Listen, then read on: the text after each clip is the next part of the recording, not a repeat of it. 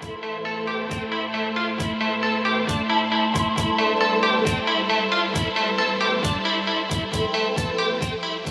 late, I also want to apologize. I'm a little sleepy and a little grumpy this morning. I was up very late watching the election results and up early again this morning. So, did everybody vote? Yes. That's right. Tried to.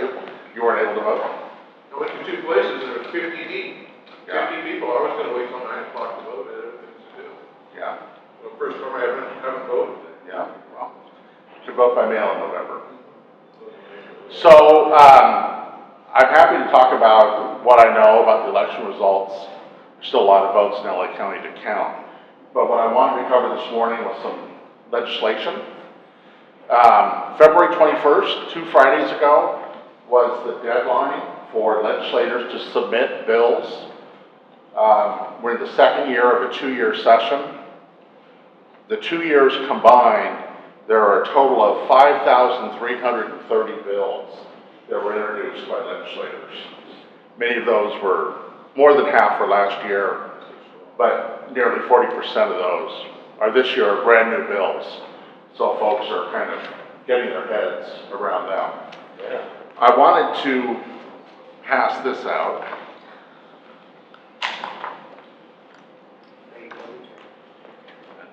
Thank you very much. I appreciate it. Also, about 2 weeks ago, Governor Newsom gave his State of the State address, which is an annual address that governors have given for a long time that kind of highlights their legislative agenda, kind of previews their budget proposal. Normally, it's right in the beginning of January when the legislature comes back, but the governor waited until mid-February to give his speech. And nearly the entire speech was dedicated to the issue of homelessness. Traditionally, governors will go through kind of a litany of issues that they want to cover, and Governor Newsom made the decision to focus almost exclusively on homelessness. So I think that should be taken as an indication of the priority that he places on that issue. And I wanted to make you aware of one bill and then another set of bills that both deal with, or all deal with, homelessness and housing, which clearly are going to be dominant issues in Sacramento this year. The first one is a brand new bill, SB 1333, by Senator Elena Durazo, who represents Central Los Angeles. And this bill creates a new tax credit for businesses in California who hire individuals experiencing homelessness. So if you think about, government proposals are either carrot or stick, and business, we prefer to avoid the stick. This is a carrot approach. So basically, companies are eligible for a tax credit of between $2,500 and $10,000 per qualified homeless individual hired by employers that are paying a living wage or state-recognized high-road employers. Under the proposal, qualified employers would be certified by the state Employment Development Department, and potential hires would be certified by local continuums of care. Each eligible employee must work for not less than 1,000 hours for the year for which the employer is claiming the credit, and an individual employer can claim up to $30,000 in tax credits with a maximum statewide of $30 million in tax credits available. So I think we would all agree that a very important way for someone to move beyond homelessness is to have a job, be able to support themselves, and this is a way for the state to use incentives of the tax system to help make that happen. Any questions I can answer on that, Bill? Yes, sir. So, 9 my retires homeless this year and I get the tax credit this year, if I continue to employ this person throughout 2-3 years, I get that tax credit each year, or just the first year? I think it would continue, as long as they're certified by the local continuum of care, and you're certified as a high road employer. Yeah. It doesn't reach, it looks like here, what we have written, that there's a, is there a cap? It looks like 30, once that 30 million is reached at that point, That's regardless of the time frame. You know, in other words, if it's 1 year and 30 million, not that I can see 30 million in tax credits being exhausted that quickly, but if that were to happen, would it not necessarily drag out for continuous years over years? Well, so it's 30 million per year. So if employers around the state sought $40 million in tax credits, there's no room for that last 10 million. So it's kind of like the EV sticker. Yeah. At some point, all the EV stickers are gone, and you may buy an electric vehicle, but there's not a sticker available. How much is a living wage? You know, there's a standard to it. I don't know the number off the top of my head. It says you need to be paying a living wage for this individual. Right. And it's likely to be a labor union workshop. Yeah. So, I mean, it guarantees that, you know, this isn't to hire someone to clean your garage. I mean, it's a regular, reliable job that, you know, they can count on and you get a tax credit for it. Question here? I think that for the city, living wage is 15 plus a health benefit for the city of LA. Okay, good. Okay.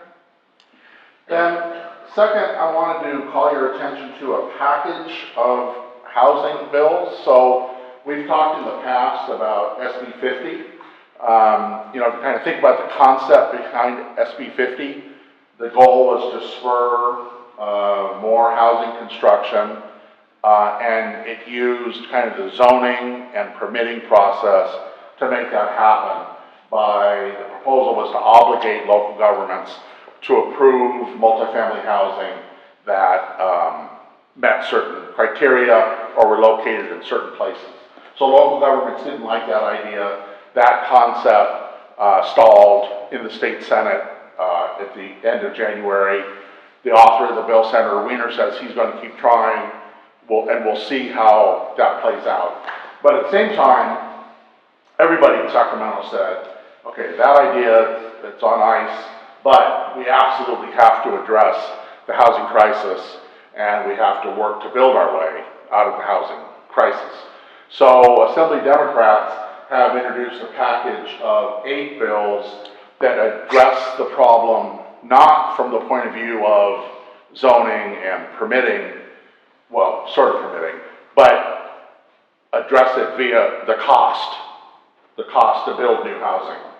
And basically, it's an attempt to drive down the cost for a developer to build housing, the cost the money that they send to local government. So let me just kind of run through these bills. Some are more significant than others. And some of these are 2-year bills that were introduced last year. Some of them are brand new bills. So AB 1484 is a comprehensive reform of the nexus standards that cities and counties use to determine their fees. The important word there is fees. I think everyone knows taxes are money that we pay to the government to support what the government does, but it's not tied to a specific cost. A fee, on the other hand, the concept behind a fee is we pay that to cover a specific cost. So for instance, whatever it is, $35 to renew your driver's license, that's tied to the cost for the DMV of renewing your driver's license. And that's not supposed to be an arbitrary number, it's supposed to be tied to the actual cost. So the same thing is true with fees that developers pay. When they're proposing a new project, they pay developer fees to the local government that are supposed to be tied to the cost of that local government to process the application and so forth. Well, this bill kind of ratchets down that nexus and requires local governments to really show this fee really does relate to this cost of a government service. AB 1924 requires jurisdictions to assess fees on a per square foot basis. And the reason that that's important is it gives developers the option to build smaller, more affordable units without being penalized by multiple fees. So rather than being a per unit fee, it has to be a per square foot fee. So a 600-foot unit, the fees for a 600-foot unit would be less than a 1,200-foot unit, just to pull some numbers out of the air. AB 3144 provides state funding to reimburse local governments who waive impact fees on affordable projects. So that's an example of the state putting some skin in the game and saying to local governments, all right, if you forego fees on affordable housing, the state will step in and reimburse that money to local governments so it doesn't come out of local government's hides to do that. AB 3145 establishes a ceiling for development fees based on the median home price in the jurisdiction. Cities and counties exceeding that ceiling would be required to get approval from the state. So basically, this may be a little less relevant on the west side of LA LA County, where everything is expensive. But what it would mean is the fees that Inglewood could charge would have to be less than Beverly Hills, because the median home price in Inglewood is less than in Beverly Hills. AB 3146, I just talked to someone about a home in Inglewood, and he said, well, they're not that cheap in Inglewood. AB 3146, this is interesting, requires cities and counties to report a wide variety of essential housing data to the state, including the number of new housing units that have been issued a completed entitlement, a building permit, or a certificate of occupancy. The reason this is relevant is we have something in California called the Regional Housing Needs Assessment, where each city and county is assigned a RHNA, R-H-N-A, Regional Housing Needs Assessment, a RHNA number. And the RHNA number is the number of housing units that that city or county is obligated to plan for. So there's a couple problems. One, so what's the penalty if a city or county doesn't plan for their assigned RHNA number? There's not much of a penalty right now. There's not much teeth in the law. And two, it's one thing to plan. We're going to plan for 10,000 new units in the next 10 years. But if you never build them, you haven't done anything to address the housing crisis. You've just created some plans on paper. So what this tries to do is shine a little light on the next steps in the process. So once you've planned it, have you issued a completed entitlement, a building permit, or certificate of occupancy? So it's kind of taking the next steps after the RHNA number. AB 3147, this is an interesting one, kind of a technical one, allows impact fees to be payable under protest. So developers negotiate with local governments. Local government says, for you to build this apartment building, the fees are going to be here. And the developer says, well, that's not fair, they really should be here. Under the status quo, they're kind of in a standoff because the developer can't move forward until they pay the higher fee demanded by the city. And the city says, okay, well, if you're not going to pay our higher fee, then we'll just wait till you change your mind. So with this bill, it would allow a developer to say, okay, I want to keep the ball rolling.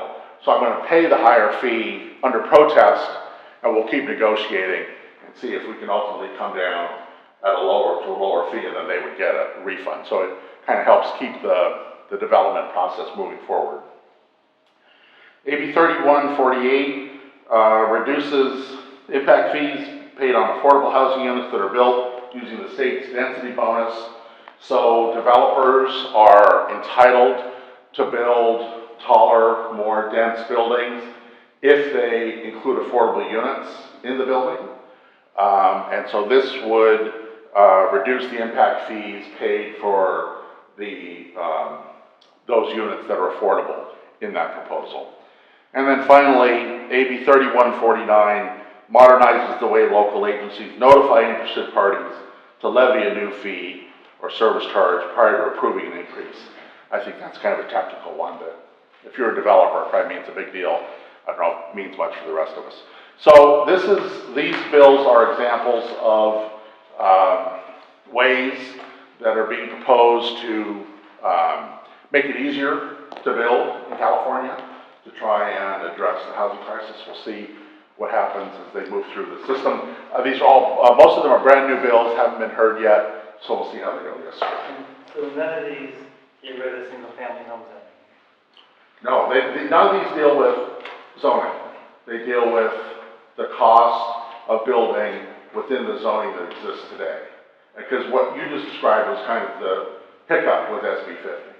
One of the hiccups with SB 50. Other questions? Yes, Steve.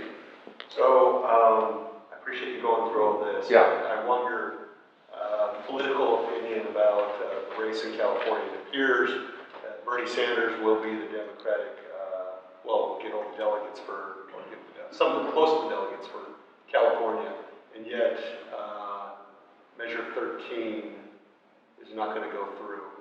So those two things kind of seem to conflict Yeah. with each other. So let me do one more bill, can I do Okay, one sure. more, Steve, and then come back to that? Sure. So I wanted to talk a little bit about AB 5, the independent contracting law that went into effect as of January 1st of this year. There have been, I think it's a total of 34 bills introduced to try to modify AB 5. Some of them kind of tinker on the edges. For instance, one element of AB 5 is it limits freelance writers. Freelance writers are allowed to be independent contractors up to a certain number of articles per year. I think the number is 36, but don't quote me on that. And then, you know, more than 36 articles, they would be required to be an employee. And what freelance writers say is 36 articles is nothing. I pump those out in a month, not let alone in a year. So there's a bill to increase that number. There is a proposal that's moving forward as part of the state budget to create funding to help nonprofit theatrical performance groups kind of manage the change from independent contracting to employee status. Then there are other bills. There's one bill to just repeal AB 5 altogether, kind of more big picture changes. And in fact, last Friday, or last Thursday, the Republican author of the bill to repeal AB 5 tried to move it directly to the Assembly floor, did kind of a legislative maneuver to try to do that, and that failed. It only got 15 votes in the state Assembly of 80, it's my view, subject to change, is radical change to AB 5 is not going to happen. It remains the number one priority of the California Labor Federation. It's the law of the land, and folks who want to make marginal changes, maybe get their industry included, or change, like we said, with freelancing, there's a shot at that. But the idea that AB 5 is going to be repealed by this legislature, I just don't see that happening. Let me just one more point. And kind of one interesting thing about how this all may shake out is, kind of the two industries that were really the impetus for AB 5 were the trucking industry and then app-based employees, Lyft, Uber, Postmates. Well, federal judge has thrown out AB 5's oversight over the trucking industry because of intercommerce issues. So the trucking industry basically is not subject to AB 5, and the app-based companies are putting an initiative on the ballot to solve, the November ballot, to solve their problems with AB 5. So assuming that's successful, because people like Lyft and Uber, they like transportation that way, what we may end up with is AB 5 that doesn't affect the two industries that were kind of the initial targets of AB 5, but everyone else is left to deal with it. You had a question? in that bill that was passed, not the ones that are Yeah. targeting, anything about the enforcement of For it? being an employee. And the and AB 5, by the way, is retroactive. So even before AB 5 existed, the labor commissioner has the right to say, yeah, so that's true not only for 2020, but look what was going on in 2019 and 2018 and 2017. So I calculate the charges to be XYZ and send you a bill. It's horrible. I'm not of California, bye-bye. Any legislative questions before we talk about the election results? Yeah, Bruce Wayne. I had just Gonzalez bring the new legislation for the assembly regarding the part-time employee. They should get minimum $1,000 a month.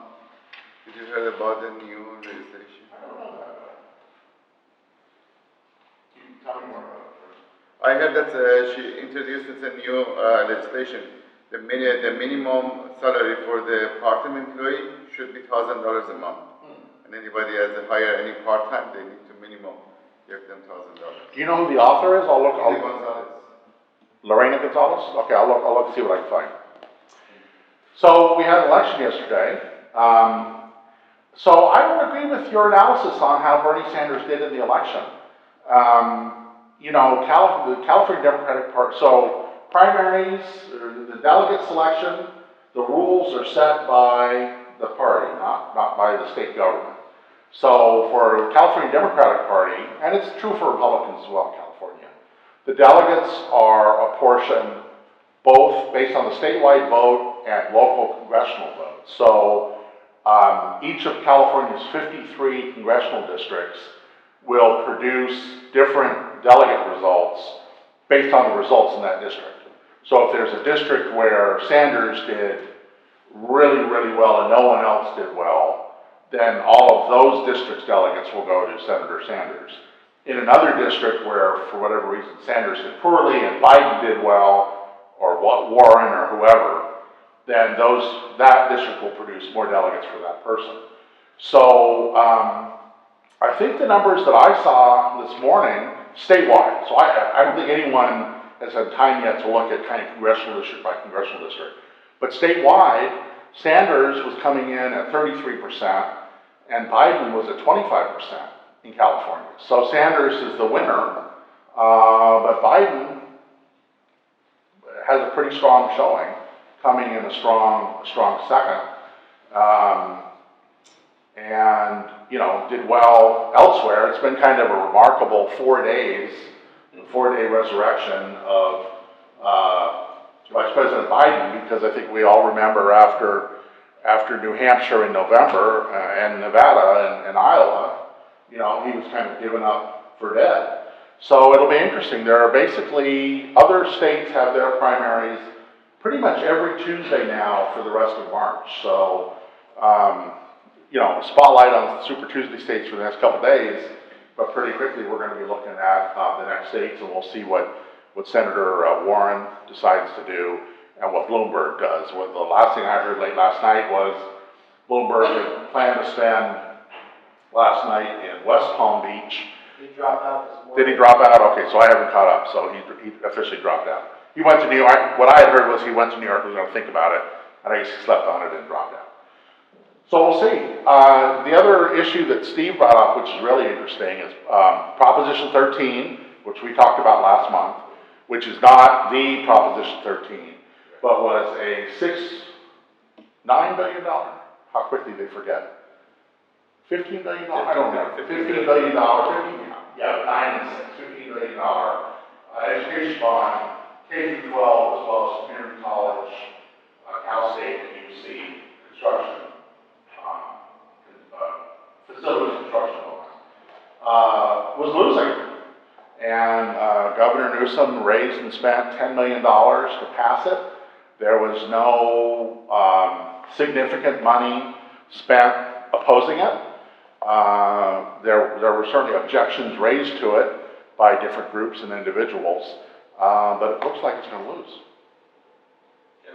And I think my point was, you know, you have the state where, at least it appears, the majority, not the majority, but Sanders, right? They looked at Sanders as the guy. And yet, kind of one of the principles behind Sanders is, hey, a lot of free stuff for people.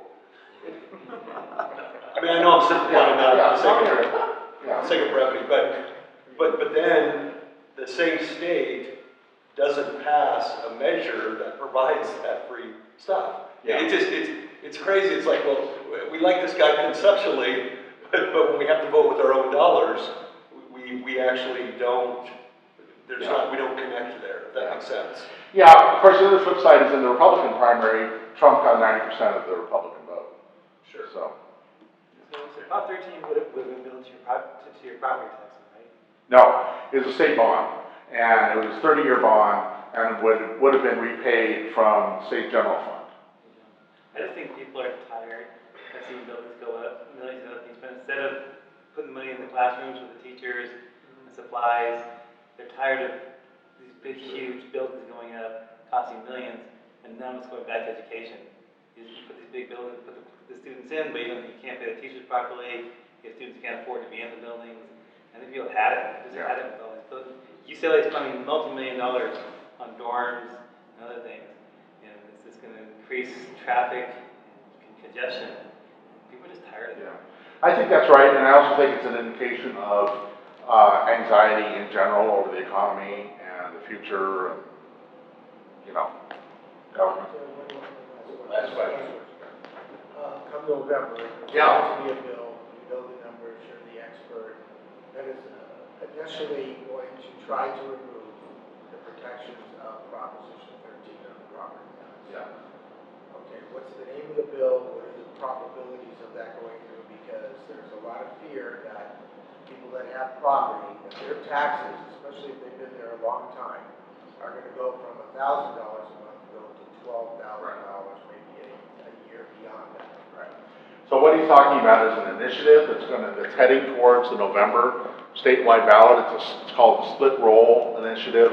The reason it's called Split Roll is right now, as a result of the real Prop 13 in 1978, no, 78, all property, commercial and real estate, commercial and residential, are treated to the same formula. It's 1% of assessed value with a 2% increase cap every year until the property is resold. That applies to residential and commercial. So what split roll says is we're going to split the roll between residential and commercial, and we're going to change the way commercial real estate is assessed, not residential. Residential will continue to wait for a sale to bring it back up to the market level assessment. Commercial will be reassessed, I think it's every three years automatically.